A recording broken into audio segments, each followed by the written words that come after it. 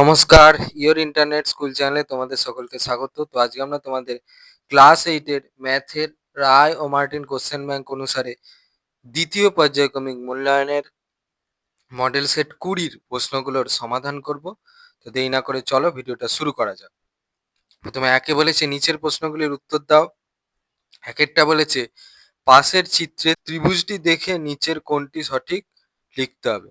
এতে বলেছে AC greater than BC, বিতে বলেছে বিসি গ্রেটার দেন এবি, সিতে বলেছে বিসি গ্রেটার দেন এসি, ডিতে বলেছে এবি গ্রেটার দেন এসি। এইটা হচ্ছে ছবিটা, তো এই অনুসারে লিখতে হবে। তো দেখো, আমরা জানি যে যে কোণটা আছে তার বিপরীত দিকের মানে এই অনুসারে যে কোণটা আছে তার বিপরীত দিকের বাহুটা হচ্ছে বড় হয়। তাহলে দেখো এখানে 60 ডিগ্রির বিপরীত দিকের যে বাহুটা সেটা হচ্ছে বিসি, সেটা বড় হবে। আর এই কোণটার মান তোমরা কিভাবে পাবে? 180 degree minus 60 degree plus 30 degree করলে পেয়ে যাবে, এটা হচ্ছে 90 ডিগ্রি। তাহলে এর বিপরীত দিকে বাহুটা হচ্ছে এসি। তাহলে আগে এখানে দেখো যে এসি গ্রেটার দেন বিসি কি আছে অপশানে? না, উল্টোটা দেওয়া আছে, তাহলে ওটা হবে না। তাহলে নেক্সট বড় হচ্ছে এই এর উল্টো দিকে হচ্ছে বিসি, আর তারপরে হচ্ছে এর উল্টো দিকে হচ্ছে এবি। তাহলে আমাদের সঠিক অপশন হবে হচ্ছে এই বি এরটা, বিসি গ্রেটার দেন এবি। ঠিক আছে, এটা কোষে কোষে করা যায়, যেহেতু 1 নম্বরের অঙ্ক তোমাদের একটু মাথা লাগাতে হবে, তো সেই অনুযায়ী আমি এটা মুখে মুখে তোমাদেরকে বলে দিলাম। তোমরা কেউ চাইলে তোমরা কোষে করতে পারো। এবার একের দুয়েরটা দেখো কি বলেছে, 7a⁴y² divided by 9a² into 729a⁵ divided by 42y⁵ is equal to x হলে x এর মান কত? তাহলে x এর মান করতে গেলে এটা আমাদের সলিউশন করতে হবে, তাহলে সেখান থেকে পেয়ে যাবো x এর মান। তাহলে এটা সলিউশন করে পাচ্ছি হচ্ছে এইটা 27a⁷ divided by 2y³ দেখো একের তিনেরটা কি বলেছে, কোন সংখ্যার 11% হয় 33? তো এর জন্য কি করব, 33 ডিভাইডেড বাই 11/100 করব। তাহলে দেখো ভাগ যখন গুণাকারে হবে তখন নিচেরটা উপরে আর উপরেরটা নিচে হয়ে যাবে। তাহলে 33 ইন্টু 100 ডিভাইড বাই 11, তাহলে সেখান থেকে পাচ্ছি হচ্ছে 300। এটা হয়ে গেল আমার অ্যান্সার। এবারে একের চারেরটা বলেছে এ এম এন স্বাভাবিক সংখ্যা এবং যেখানে হচ্ছে এম গ্রেটার দেন এন হলে a⁴m এবং a⁴n এর গসাগু কত হবে? আমাদের কন্ডিশন কি বলেছে, এম হচ্ছে এন এর থেকে বড়, তাহলে ধরি এম হচ্ছে 2, এন হচ্ছে 3, তাহলে a⁴m is equal to a square আর a⁴n is equal to a cube. তাহলে সেখান থেকে আমরা পাচ্ছি হচ্ছে গসাগু হচ্ছে a স্কোয়ার। সেটা মানে কি? সেটা মানে হচ্ছে a⁴m, তার মানে আমার ফাইনাল অ্যান্সারটা হচ্ছে a⁴m। এবারে একের পাঁচেরটা বলেছে প্রদত্ত চিত্রে এক্স এর মান নির্ণয় করো, এইটা হচ্ছে ছবিটা।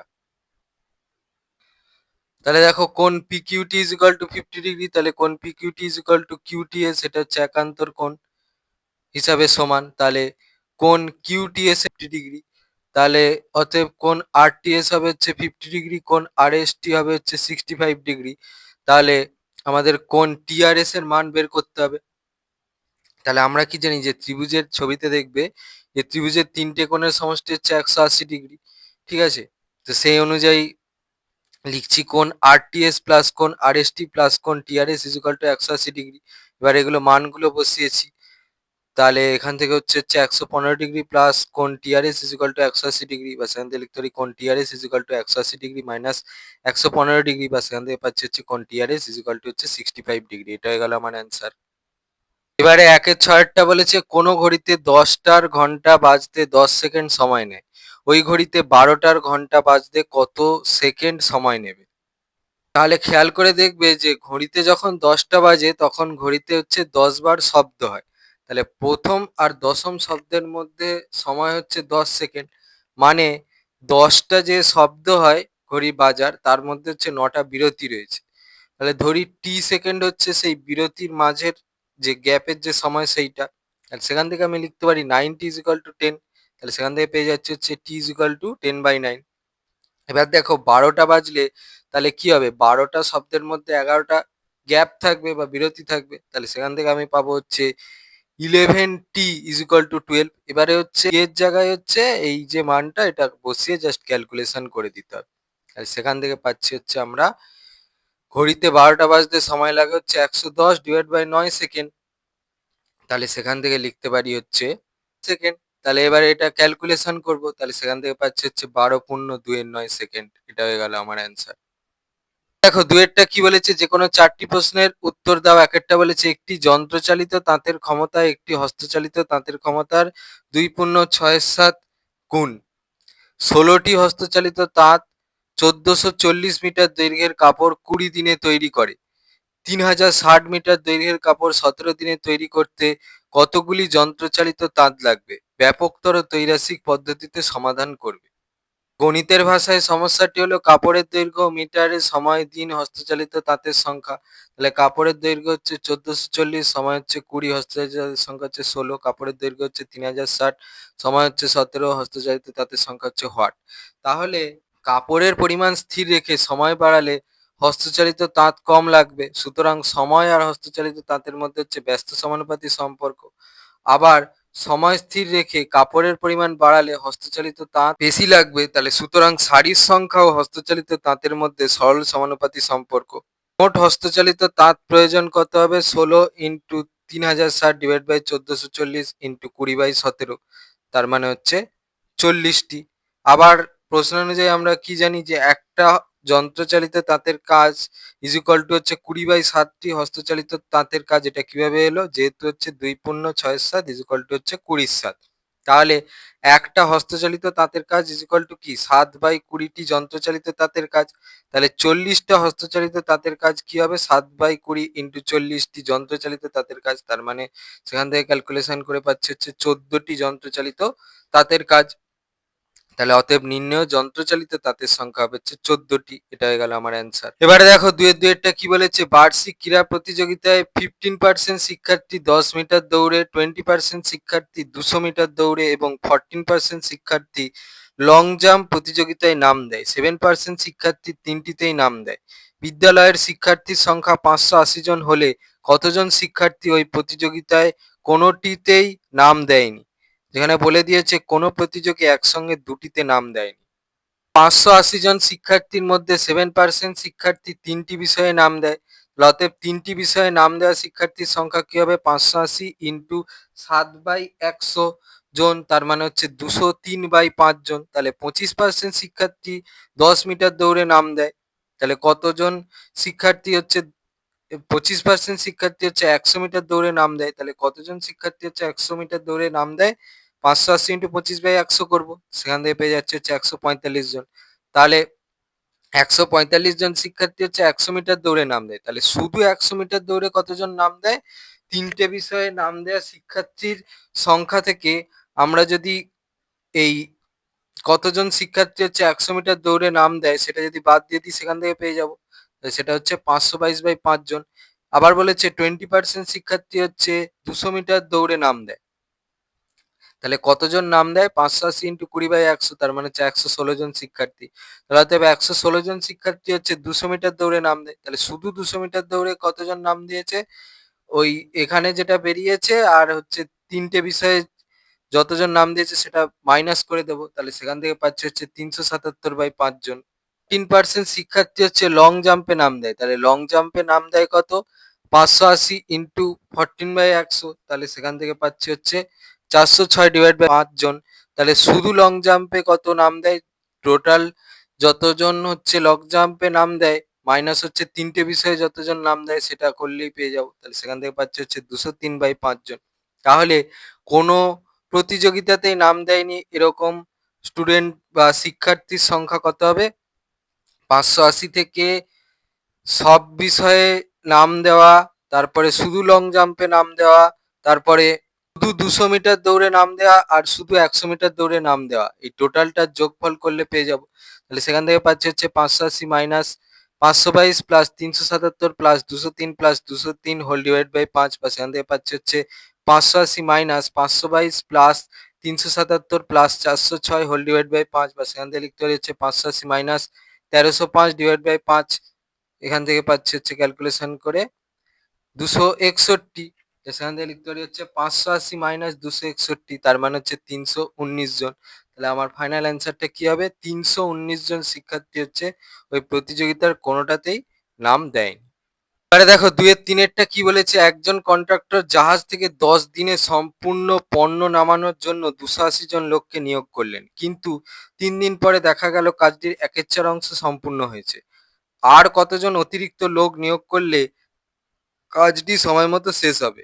এটা হচ্ছে ব্যাপকতর ত্রৈরাসিক পদ্ধতিতে সমাধান করবে। এই অঙ্কটা দেখবে এই ভিডিও ডেসক্রিপশনে প্লেলিস্টের লিঙ্ক দেওয়া আছে, সেখানে তোমরা যাও। সেখানে দেখবে মডেল ৬ পুরো সমাধান করে দেওয়া আছে, সেখানে যাও। সেখানে দেখবে ৮ এর দাগের অঙ্কটা আর এই অঙ্কটা সেম, সেখানে আমি সুন্দর করে বুঝিয়ে করে দিয়েছি, সেখান থেকে তোমরা একটু প্লিজ এই অঙ্কটা করে নিও। পরে ২ এর ৪ বলেছে কোনো একটি কাজ এ ও বি ২০ দিনে, বি ও সি ১৫ দিনে এবং এ ও সি ২০ দিনে শেষ করতে পারে। ৩ জনে একত্রে কত দিনে কাজটি শেষ করবে? যেখানে এ, বি ও সি প্রত্যেকে আলাদা আলাদা কাজ করলে কে কতদিনে কাজটি শেষ করতে পারবে? এই অঙ্কটা দেখবে এই ভিডিও ডেসক্রিপশনে প্লেলিস্টের লিঙ্ক দেওয়া আছে, সেখানে তোমরা যাও। সেখানে দেখবে মডেল ১৪ পুরো সমাধান করে দেওয়া আছে, সেখানে যাও।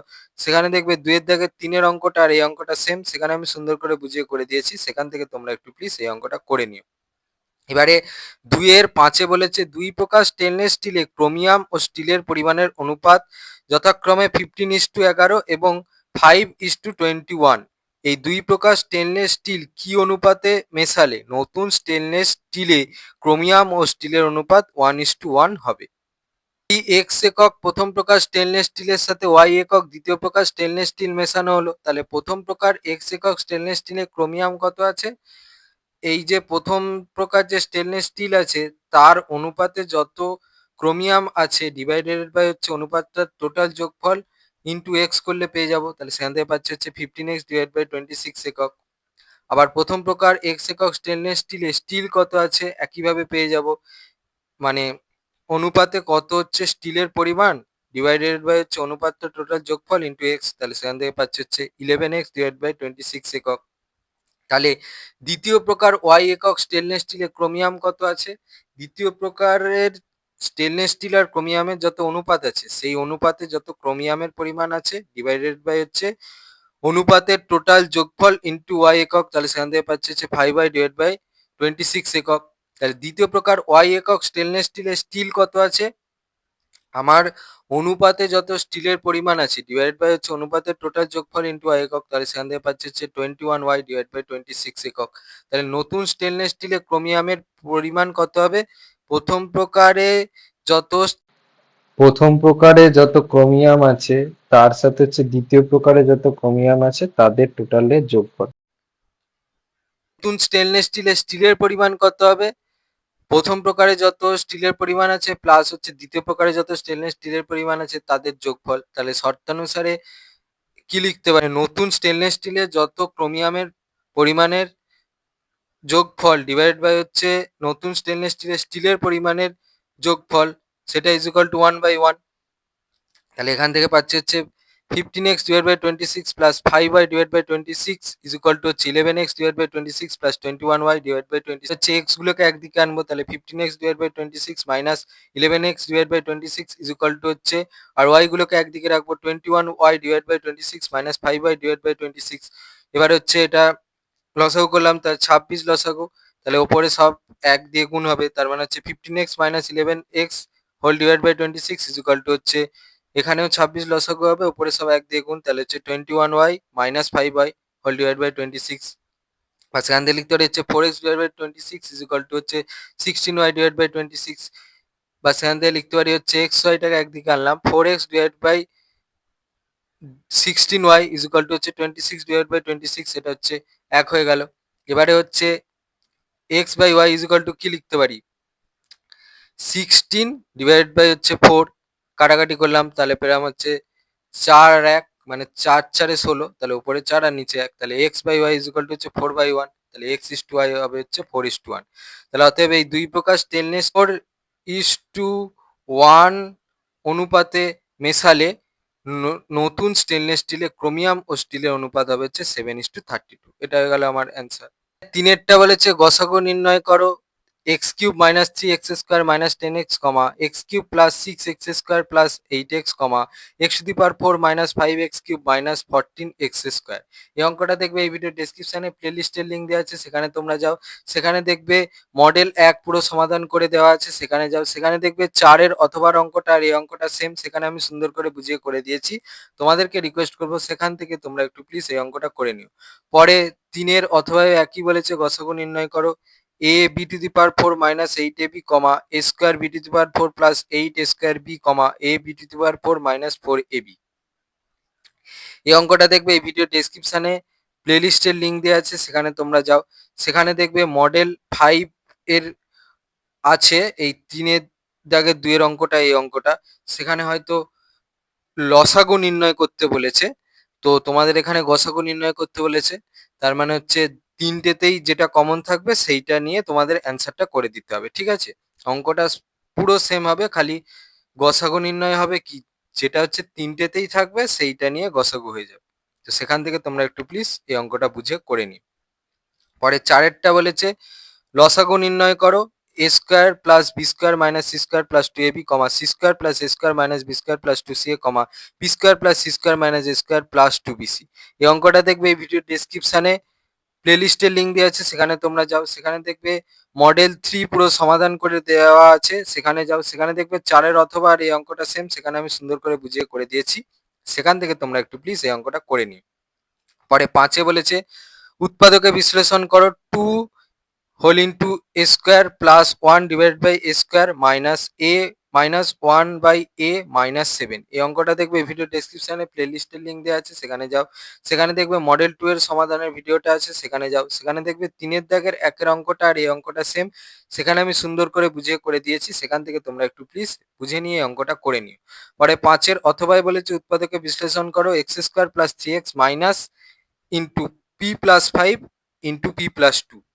প্রথমে আগে আমি অঙ্কটা লিখলাম, এবারে হচ্ছে এই 3 এর পরিবর্তে আমরা এইটা বসাবো, P plus 5 minus P plus 2।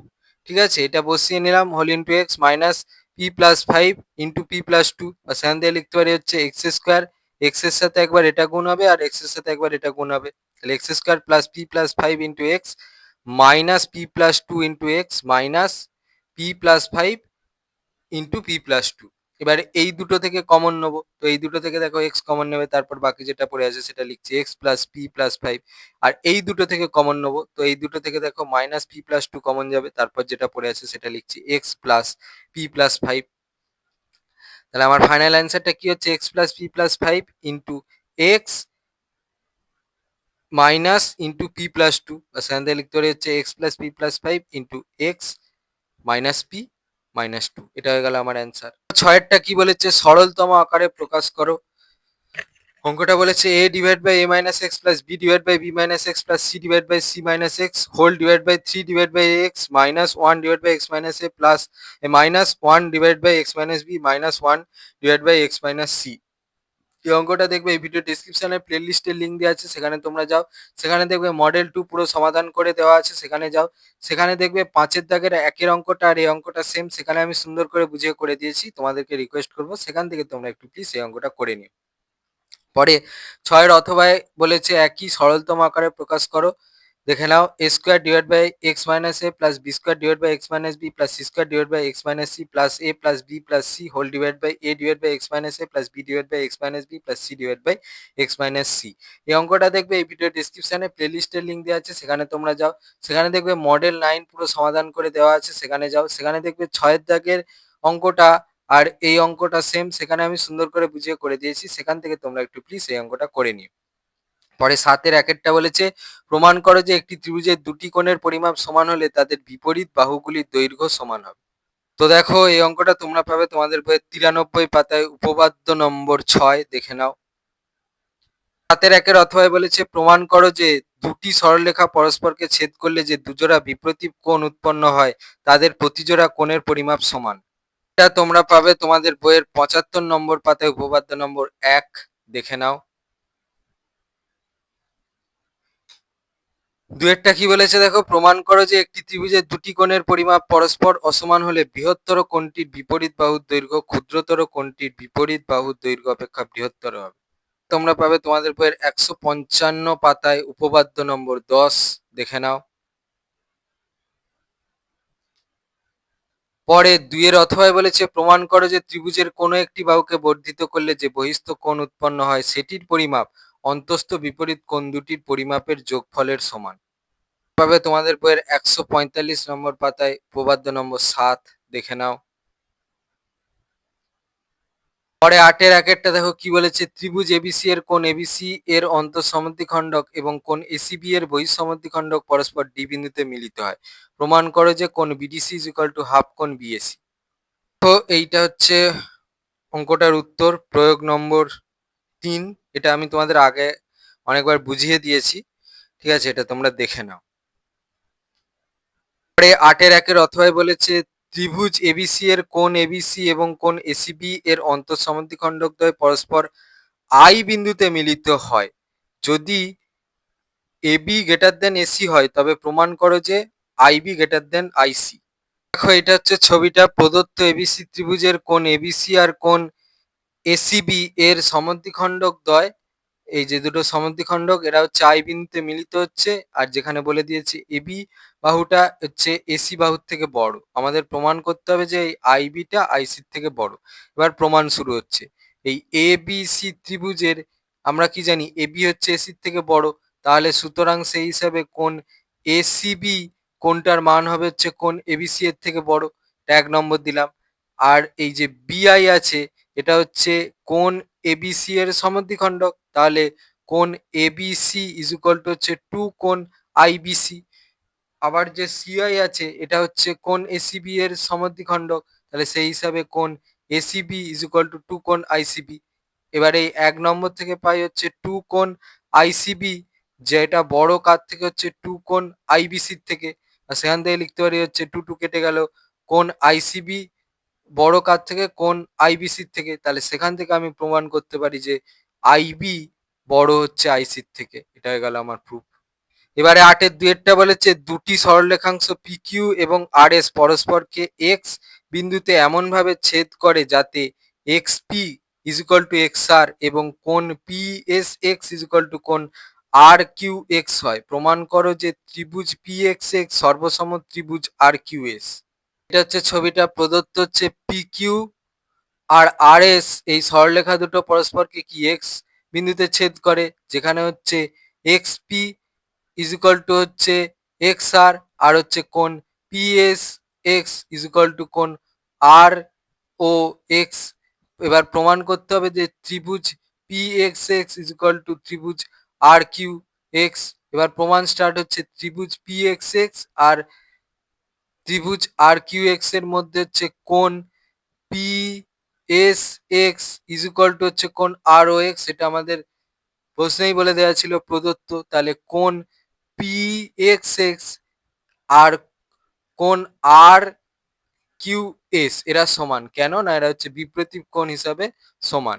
আবার আমাদের প্রশ্নে বলে দিয়েছে যে X P is equal to X R, তাহলে সেই হিসাবে আমি প্রমাণ করতে পারি যে ত্রিভুজ P X X is equal to ত্রিভুজ আর ও এক্স, কেন না সর্বসমতার এ এ এর শর্তানুসারে। ঠিক আছে, এটা হয়ে গেল আমার প্রুফ। এবারে 8 এর 2 অথবায় বলেছে একটি স্থূলকোণী সমদ্বিবাহু ত্রিভুজের সূক্ষ্মকোণের পরিমাপ স্থূলকোণের 1/4 অংশ। ত্রিভুজটির প্রত্যেকটি কোণের পরিমাপ নির্ণয় করো। জ্যামিতির জনক কাকে বলে? উত্তরটা হবে হচ্ছে ইউক্লিড। হচ্ছে ছবিটা, তো দেখো আমাদের এখানে ছবি অনুসারে আমরা কি লিখতে পারছি যে ত্রিভুজ এবিসি এর হচ্ছে এবি আর সিবি সমান, আর যদি সিবি আর এবি সমান হয় তাহলে হচ্ছে কোণগুলো সমান হবে। কোণগুলো সমান হবে কোণ B A C is equal to কোণ এ সি বি। ঠিক আছে, এবার আমরা ধরে নিচ্ছি যে এসিবি কোণটার মান হচ্ছে এক্স ডিগ্রি, তাহলে যেহেতু হচ্ছে বিএসসি আর এসিবি সমান, তাহলে হচ্ছে বিএসসি এর মান হবে হচ্ছে এক্স ডিগ্রি, আর প্রশ্নানুসারে আমরা পাবো হচ্ছে কোণ এবিসি ইজ ইকুয়াল টু হচ্ছে 4x ডিগ্রি। তাহলে সি ত্রিভুজে কি লিখতে পারি যে ত্রিভুজের তিনটে কোণের সমষ্টি 180 ডিগ্রি, তার মানে হচ্ছে কোণ এবিসি প্লাস কোণ বিএসসি প্লাস কোণ ACB is equal two 180 degree. তাহলে কোণ এবিসি এর মান হবে হচ্ছে 4x ডিগ্রি, বিএসসি এর মান হবে হচ্ছে x ডিগ্রি, আর এসিবি এর মান হবে হচ্ছে x ডিগ্রি। এই তিনটের যোগফল হচ্ছে 180 ডিগ্রি, বা সেখান থেকে লিখতে পারি হচ্ছে 6x degree is equal to হচ্ছে 180 ডিগ্রি, বা সেখান থেকে লিখতে পারি হচ্ছে x degree is equal to 30 degree. তাহলে অতএব দিয়ে লিখতে পারি 4x degree equal to 4 into 30 degree, তার মানে হচ্ছে 120 ডিগ্রি। তাহলে সুতরাং সেইখান থেকে লিখতে পারি যে কোণ এবিসি ইজ ইকুয়াল টু হচ্ছে 120 ডিগ্রি, কোণ বিএসি ইজ ইকুয়াল টু হচ্ছে 30 ডিগ্রি, মানে এক্স এর মান বসিয়েছি, ঠিক আছে, এটা তো বেরিয়ে গেছে। BAC is equal to 30 degree আর কোণ ACB is equal to 30 degree, এটা হয়ে গেল আমার অ্যান্সার। ছিল তোমাদের ক্লাস 8 এর রায় ও মার্টিন কোশ্চেন ব্যাংক অনুসারে তৃতীয় পর্যায়ক্রমিক মূল্যায়নের ম্যাথের মডেল সেট 20 এর প্রশ্নগুলোর সমাধান। তোমাদের যদি এই ভিডিওটা ভালো লেগে থাকে তাহলে ভিডিওটাকে অবশ্যই লাইক করে দাও এবং আমাদের চ্যানেলটাকে অবশ্যই সাবস্ক্রাইব করে দাও। এই ধরনের ভিডিও নোটিফিকেশন জলদি পেতে হলে আমাদের চ্যানেলটাকে সাবস্ক্রাইব করার পাশাপাশি পাশে থাকা বেল আইকনে গিয়ে অবশ্যই ক্লিক করে দাও, যাতে করে ভিডিও আপলোড হওয়ার সাথে সাথেই তোমরা তার নোটিফিকেশন পেয়ে যাও। আর দেখবে ভিডিওর ডেসক্রিপশনে আমাদের টেলিগ্রাম এবং হোয়াটসঅ্যাপ গ্রুপের লিঙ্ক দেওয়া আছে, সেখানে তোমরা জলদি জয়েন করে যাও, যাতে করে সাজেশনের পিডিএফ গুলো তোমরা ফ্রিতে এবং জলদি কালেকশন করে নিতে পারো। আর এখানেই শেষ হলো তোমাদের ম্যাথের মডেল সেট 1 থেকে শুরু করে মডেল সেট 20 সমস্ত মডেল সেটের সমাধান। তো এটা তো ছিল মডেল সেট 20 র সমাধান। এর আগে আমরা মডেল সেট 1 থেকে মডেল সেট 19 সমস্ত মডেল সেটের সলিউশন করে রেখেছি। সেগুলো তোমরা কোথায় দেখতে পাবে? দেখবে এই ভিডিওর ডেসক্রিপশনে প্লেলিস্টের লিঙ্ক দেওয়া আছে, সেখানে যাও, সেখানে এই ভিডিওগুলো করে রাখা আছে, সেখান থেকে তোমরা অনায়াসেই দেখতে পেয়ে যাবে যার যে মডেল সেটটার প্রয়োজন পড়বে দেখার। তো আজকের মতো ভিডিওটা এই পর্যন্তই, দেখা হচ্ছে পরবর্তী ভিডিওতে।